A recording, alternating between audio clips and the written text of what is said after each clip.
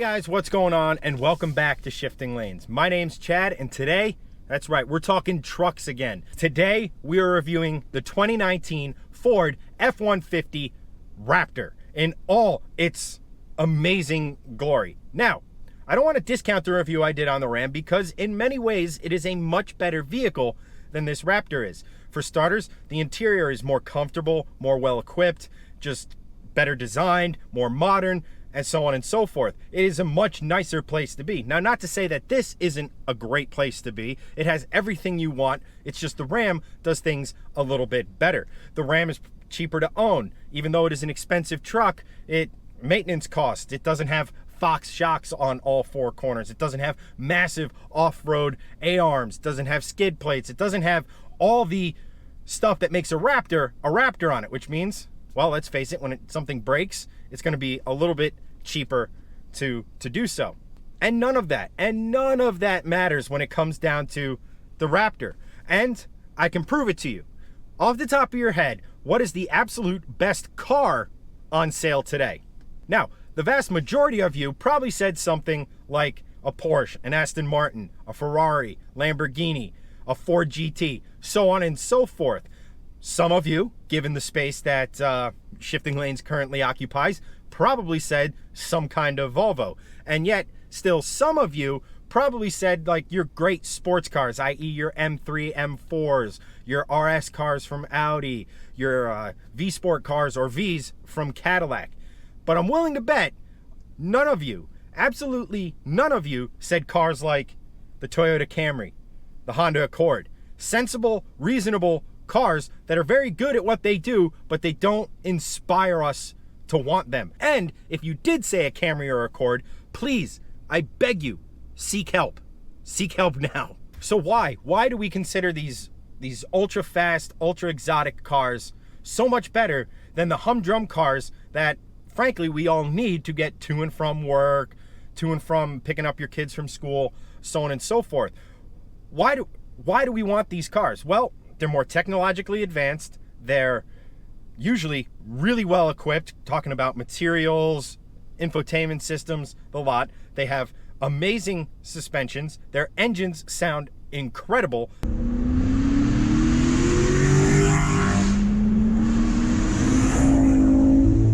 They are supercars. We actually had to invent an adjective in front of the word car to describe these things. That's how much better they are than regular cars.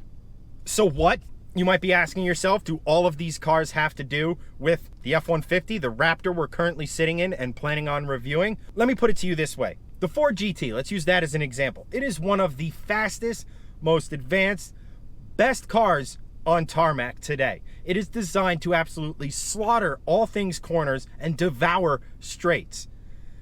The Raptor, on the other hand, is designed to do exactly the same thing, just replace pavement with not pavement, dirt, desert, rocks, mud, ice, snow, you name it. If it's not paved, the Raptor is designed to absolutely monster all of these different conditions. And that's why I maintain that, yes, the F-150, the Ram, the Toyota Tundra, all those other full-size trucks are very good at being trucks, basically workman vehicles.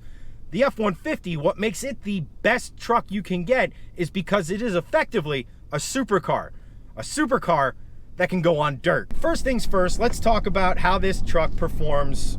Well, let's face it, where 99% of its owners are going to use it 99% of the time, and that's on the road. What we have up front is a 3.5 liter twin turbocharged V6 engine churning out 450 horsepower and 510 foot-pounds of torque. More than enough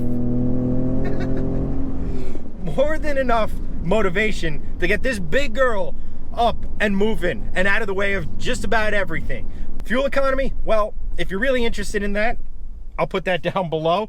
It has some, but just like any other supercar, you are not buying the Raptor because you're trying to be frugal, because you're trying to save gas, things of that nature. The ride is absolutely sublime. Now, you probably would expect that from a vehicle that has more damping than just about anything else on the road.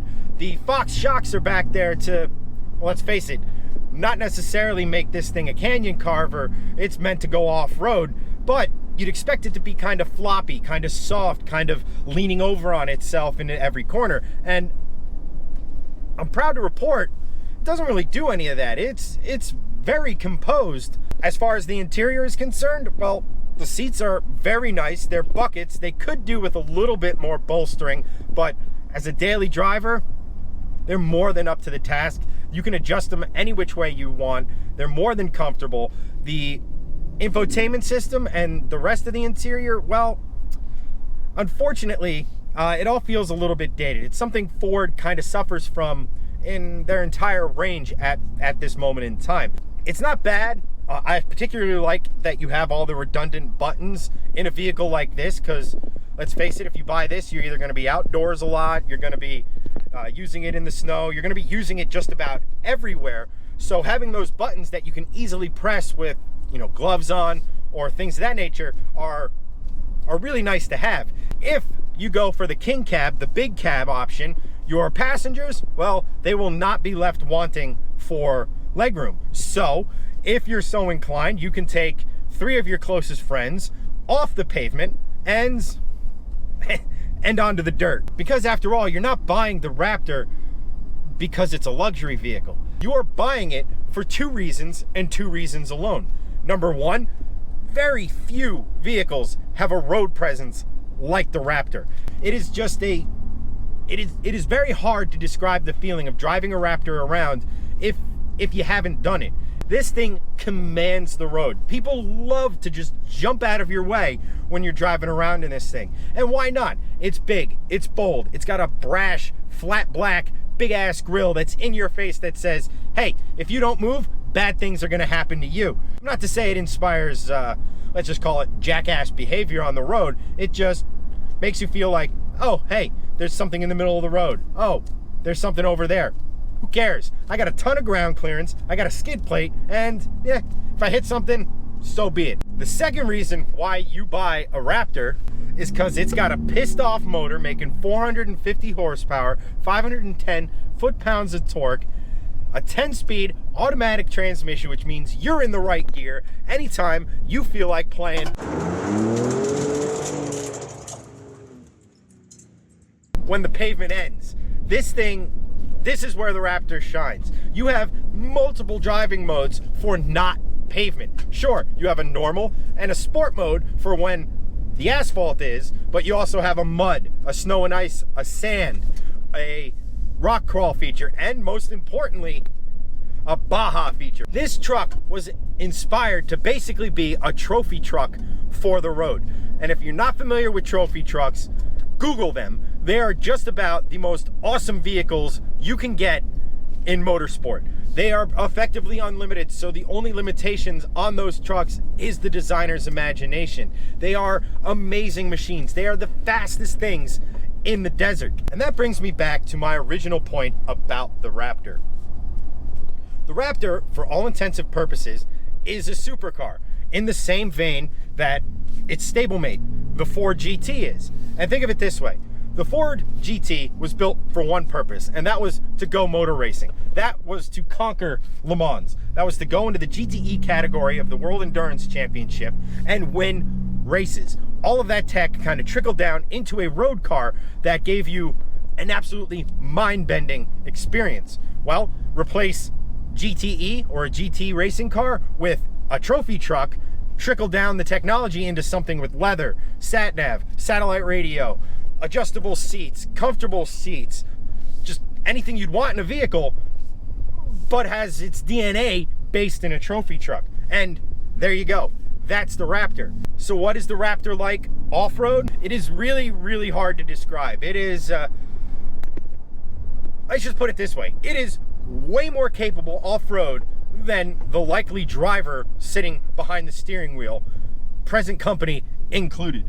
You could get a feeling, you knew I wasn't even coming remotely close to scratching this thing's potential. It is, it's an amazing machine. Now, it does take a lot of getting used to because this being a pickup truck again, it is, let's just say it's pretty tail happy. lift off the throttle or in a braking zone and immediately put the throttle back on, the ass end definitely wants to come out, which means if you're not paying attention, you might find yourself getting to know a tree fairly intimately, or it means you can have a little bit of tail out fun on roads that really only you can be on, that people don't usually use. This thing was built to put smiles on faces. It was never built to be a logical machine. It was never built to tick a box where someone says, you know, I need to haul some stuff around, I need to tow some stuff, I need to do all that, but yeah, I'd also like to drive in the desert and do Baja and all that. Like, nobody logically sits here and thinks about that sort of stuff. They make it just like they make supercars because people want to have fun, and that this truck does, and then some. That being said, the Raptor she's not 100% perfect.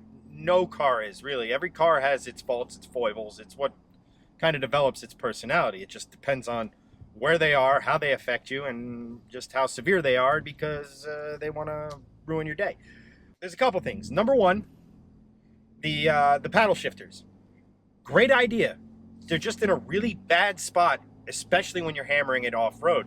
You don't really want to be worrying about shifting gears. And again, this is a 10-speed automatic gearbox. So shifting, if you're going to do your own shifting with the paddles, you're going to be doing a lot of it. You want them in a very convenient spot, which ideally, and I hate to quote my high school driving instructor, but 10 and 2. If you had the ability to reach the paddles at 10 and 2, might help things a little bit. That said, and I can't believe I'm saying these words, you just leave the truck to its own devices, it's going to get you 99% of the way there. You really, really, really have to be cranking on this thing and really, really anal about your driving to think, well, on this dirt corner with the ass end out, I really want to kick it down 2 gears, and that'll help me flow right out of the corner with optimal speed and trajectory. It's the dirt. We're not going to be 100% precise on dirt, so just enjoy the drive, enjoy this thing for what it can do. The second thing, and I kind of touched on this before, and that is the infotainment system. It's basically the same unit that was in the F-150 Limited that I drove, and it suffers from the same problems it does, in that it is quite slow, specifically, or mostly, on startup. Same thing applies, oddly enough, to the transmission, to the automatic transmission. Again, it is a 10-speed affair. 10. Transmission's by Schwinn now. It's a very strong unit, and it's a very good unit once it's up to operating temperature, but cold, it is jerky. And again, 10 gears, it's a lot of shifting, and it does it a lot, and it's kind of annoying and kind of an inconvenience to get into your $68,000 truck and have to sit for 5 minutes while the stupid thing warms up. But, and I cannot emphasize this but enough, all of those things, all of them, all of the things that aren't perfect in here just don't matter. They just don't, because the Raptor is so great at what it's designed to do, and that is tear up the dirt, that you just don't care about anything else. It gives you such an amazing road presence that you don't care that your first 4 miles to work are a little bit on the janky side. I don't know 4 miles, but you kind of get where I'm coming at.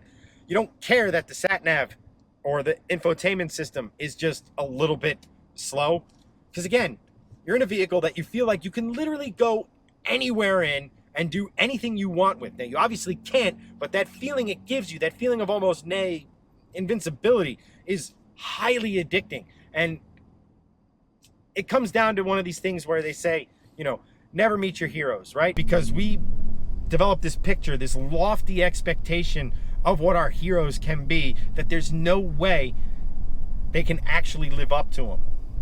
And okay, so the Raptor has some flaws, but everywhere else, it meets or exceeds the expectations I had for this vehicle. It is why I wanted to spend a week with this truck and have it and take it on the dirt, take it on the pavement, use it as my daily driver, cruise on highways, go on a road trip, do the weekly shopping, all of it. It's why I wanted to have this car for a week, because I had it previously for maybe 20 minutes at a time, and you cannot get to know a car in that short amount of time. I needed to get this thing for a week, and let me tell you what, this thing, it has not disappointed.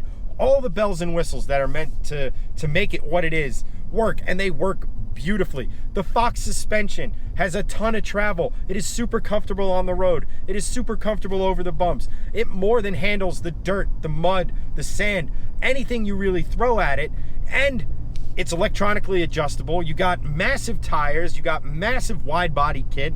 It's just, oh, I don't mean to keep prattling on about how amazing this vehicle is, how amazing this truck is to drive, but you have to understand, this was one of my favorite vehicles that you could buy for a multitude of different reasons, but for the biggest reason is there's no good reason why it should exist. There's no good reason why a truck like this, a supercar, there's no good, logical, reasonable reason why these types of vehicles should exist, other than they put a smile on your face. They make you feel special driving it. They make you feel that extra little something. James May calls it the fizz.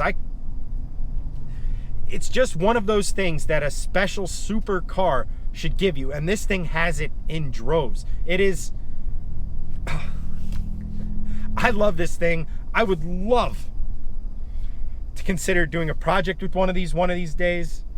You know, once my Volvo's done. I know that's a bit of a, what's the word here? There's a bit of a gap between those two vehicles, a little hatchback and a badass off-road truck, but someday it'll happen, because I absolutely love this thing. That's really all I got to say about it, guys. I just want to thank you so much for watching. If you like what you saw, consider subscribing if you haven't already. Also, hit that notification bell so you get the latest from Shifting Lanes, all of our project car content, all of our event coverage, reviews, all of that stuff. Hitting that notification bell, you get it first, and that way you don't miss any of our stuff. If you want to help support the channel, if you like what you do and you want to get yourself some swag, head on down to our Teespring account, link below, and get yourself some really awesome Shifting Lanes swag. We got some Volvo swag there. We got the Hellwinkle stuff there. So head on down there, get yourself something awesome with the added bonus of helping us out. And we put every single dollar, every dime we make from t-shirt sales or any of our sales directly back into Shifting Lanes, so we can continue making content that we hope you guys enjoy. If you guys want to find us on social media, it's at Shifting Lanes. I personally am at Kennedy83 if you want to continue the conversation on one of those social platforms. As for the Raptor, I love this thing, guys. I absolutely adore this truck. I want one badly. But it's a wrap, and I will catch you next time.